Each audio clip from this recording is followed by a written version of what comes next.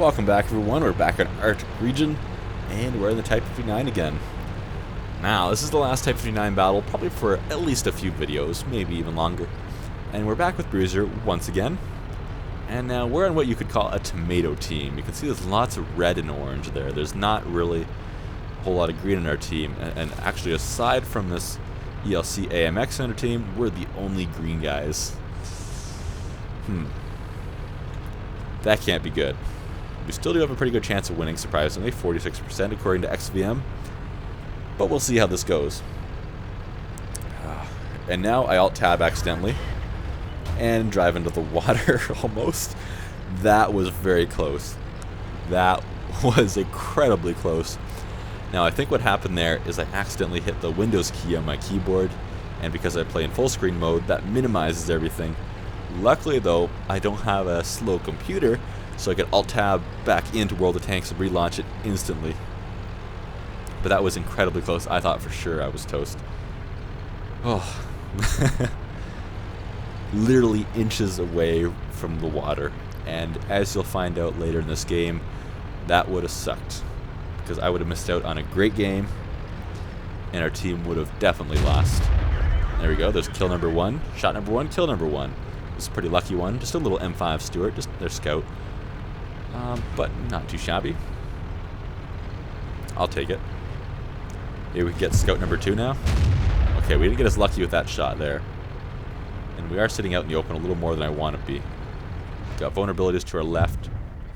But let's remember that 1375 that we just shot at there with our second shot. We're going to see a little bit more of him later on. Several times, actually. Now, it's just me and Bruiser pushed up this far. Our scouts are actually farther behind us, which is silly. But oh well. We don't need them. Okay, we're going to go to our usual spot. Right here. And this guy's looking at me and he's like, oh crap, I'm being aimed at. And he very smartly backs off a little bit. But I'm not going to let him get away. I'm going to put another shot into him. You're always tracked. Looks like he used his repair kit. Let's put another one into him. And we did. We took a bit of a hit, but it was worth it. And let's see if we can get one more shot into him. It would be the end of him. And his track absorbed it. Crap. He's got how much armor? And his track is absorbing shells. Well, that's not good. Let's remember that guy, though, until later. Because he's going to play a big part in the game later on. Go for the hatch. Go for the hatch. Well, critical hit. So maybe we got his viewfinder or something like that. But we couldn't get our gun down low enough to hit his hull, which is what the weak spot would have been. Let's get this guy. We can hide most of our tank behind this bunker and still shoot him. Our turret is pretty tough. And there's a shell into him. Not bad. Okay, Bruiser seems to be doing okay with that T-32. For now, anyway. He has a little bit of support from behind, too. So that's good. Oh, there he is. And we put that one into the ground. That kind of sucked. That really kind of did. But that's fine. Okay. Given that he's a tier 7, our armor might be able to hold up from him. Tier 7 medium usually can't get through this armor too easily. I've had tier 7 heavies bounce off of it, but not reliably. That one didn't bounce off. And that was a tier 7 medium. We actually got our driver. We're probably going to use our first aid kit on that in a moment. Usually I do for the driver. I usually do for everything except the commander. And although the commander is important, he's not as important. And there we go. Our driver's back in action. Let's help out Bruiser with this T-32 now. Try for the hatch. There we go. We got one through. That was kind of lucky, especially since he started moving as soon as we fired. Okay, I think that facing him head-on, although Bruiser's doing that, and so far it hasn't worked out too badly. It's a bad idea. Oh, there's their artillery. That was kind of unexpected. But Bruiser just distracted him enough that we're going to rush in there. We're going to save him. If we don't get in there, then he's toast. Let's see if we can kill them before he gets killed himself. It's not looking good, though. T-34 or T-32 is down. Crap, that tier 7 got him. Silly mediums. Ooh, that one bounced. That was unlucky. Oh well. Let's go down. Go face him. I tried to ram him. Didn't do any damage though. But remember, he's going to have a hard time getting through us. But we won't have a hard time getting through him. So we'll just angle ourselves a little bit. We'll bounce shells all day. There we go, one more and he'll be toast. Let's go in for the ram. If we're reloaded before we get to him, then we'll take the shot, but... Oh, no need. I decided to back off for the ram. I decided it wasn't worth the health points that I didn't need to take. And now we're in trouble. We have a T-34 and an IS-3 over there. They're both tier 8s. We're in a tier 8.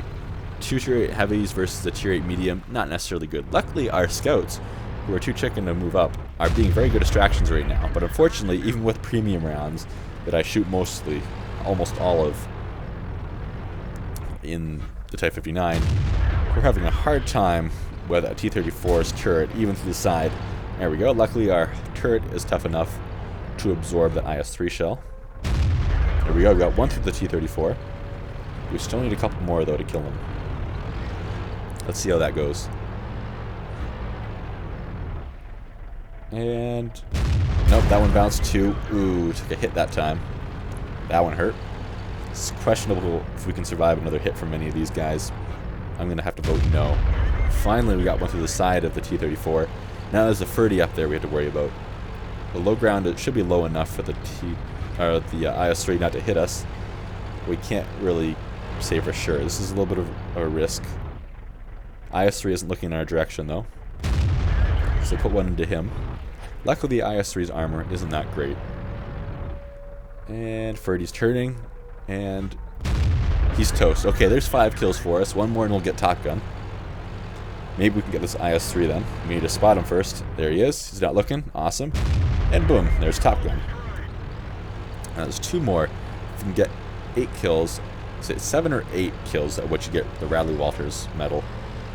Anyway, I think it's 8. We're going to push on here. There's the 1375 at our base, and the ELC AMX fails to kill him. Crap, that means I'm alone. There's no way I'm getting there in 16 seconds. Dang it.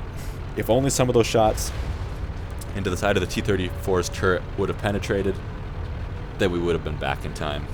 We would have been able to get to the 1375 before the base was captured. Another 10 seconds, 20 seconds would have been all we would have needed, and it could have been the win to the game, because that 1375 and the VK that on the enemy team that are still alive would have had a very difficult time trying to get to the front of my armor, in most cases. And remember how I told you to remember that 1375 at the beginning of the game? That one that survived that last shot that got absorbed by his tracks? Well, guess who's on the base right now? Guess who just captured our base? Now, if that one shot that I made at the beginning of the game would have killed that tank, we would have won the game. It's a shame. One shot makes all the difference. Well, guys, we gave it a really good try. Unfortunately, we just had too many tomatoes on our team. Oh well. Not bad anyway. Hope you guys enjoyed. I'll see you for the next one. Bye-bye.